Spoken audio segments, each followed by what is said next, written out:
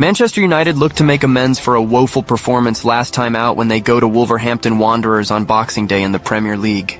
The Red Devils will go into the clash in the bottom half of the table at this stage in the season for the first time since 1989, after being humbled on home turf by Bournemouth on Sunday.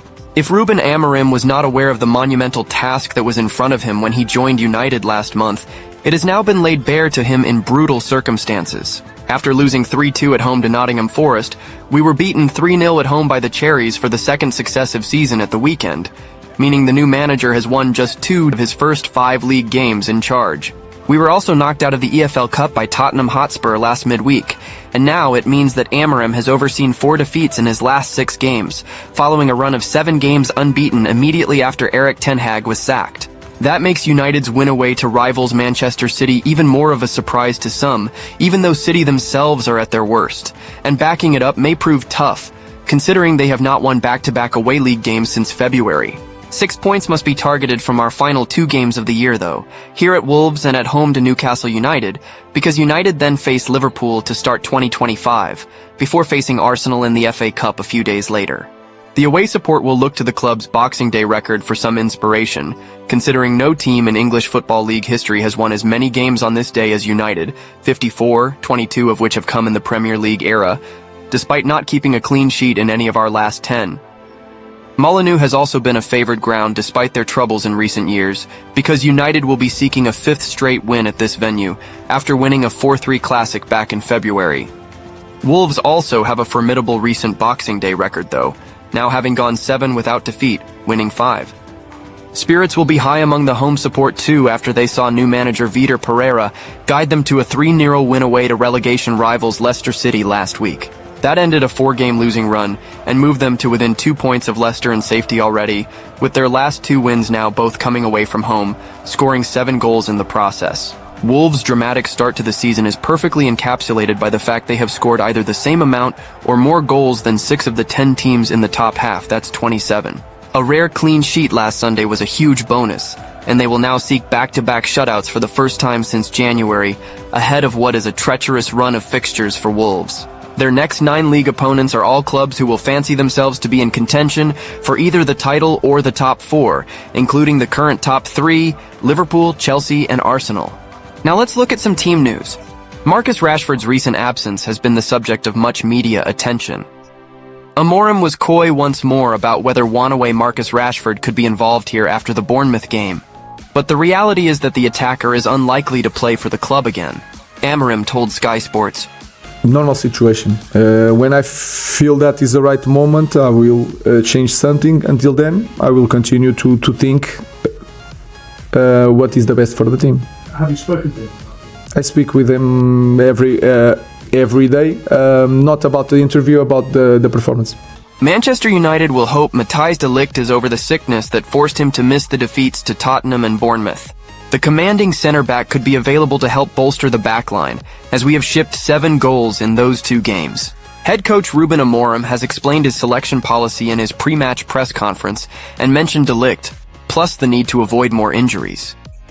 But in this moment, it's not rotation to see the players and prepare the future. It's simply to don't have injuries. Mata is sick.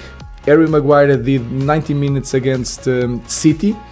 He cannot play 3 days before because he played 90 minutes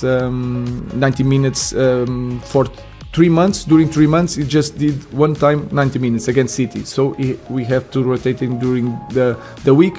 Today is playing. Kobe Mainu played. He returned from injury, so I have to think if he's ready to cope with both games. So sometimes I have to play 2 games at the same moment. Rasmus played 2 games. The 3rd game, I think today we needed fresh legs. So we are trying to address everything. I just want to win games because I know that there's a long-term project, and we are focused on that. But I also know, and I know that big clubs, you don't have a lot of time, and you have to win games. So I have a clear idea the responsibility that I have here, but I'm trying to manage this team to don't have injuries.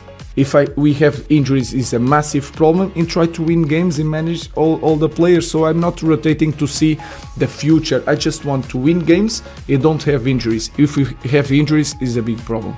Ruben Amorim will be without fellow defender Victor Lindelof and Luke Shaw, with the pair currently unavailable through injury, while Mason Mount limped off in United's win over Manchester City 2 weeks ago and is not ready to make his comeback. Tyrell Malaysia is likely to drop out after a tough first half at the weekend. After a perfect debut in charge, Wolves boss Pereira may be reluctant to change much, even if Ruben Amorim is back from suspension. It is still yet to be seen if Wolves will have top scorer Matthias Cunha available after the forward was charged with misconduct by the FA following an incident after Wolves' previous match at Molineux against Ipswich Town, with the club still awaiting a decision, meaning he was able to play in Sunday's win over Leicester City. Ruben Amorim will give Pereira a difficult decision to make in the left wing-back slot as he returns from suspension, although Rodrigo Gomes might keep his place after producing an impressive performance at the weekend. Boubacar Traoré and Pablo Sarabia are set to return in a couple of weeks, but Mario Lemina could be back much sooner, with Pereira hopeful he can play some part here after missing the win at Leicester. Now the journey to Boxing Day. The Vitor Pereira era got off to the perfect possible start earlier this week when the Portuguese saw his players score 3 unanswered goals in the first 45 minutes away at Leicester City before seeing out the second half with a professional showing across the Midlands. The Old Gold received a new manager bounce at the King Power Stadium after Wolves had lost their previous 4 outings before Pereira's arrival, with defeats to Bournemouth, Everton, West Ham United and Ipswich Town signaling the end of Gary O'Neill's tenure at Molineux. Sunday's win over Leicester puts Wolves just 2 points behind the Foxes, who are currently sat in 17th place safety. It's been a difficult season for Manchester United so far, but the Red Devils also received a new manager boost earlier in the campaign when Amorim first came into the club and United recorded a 4-0 drubbing of Everton.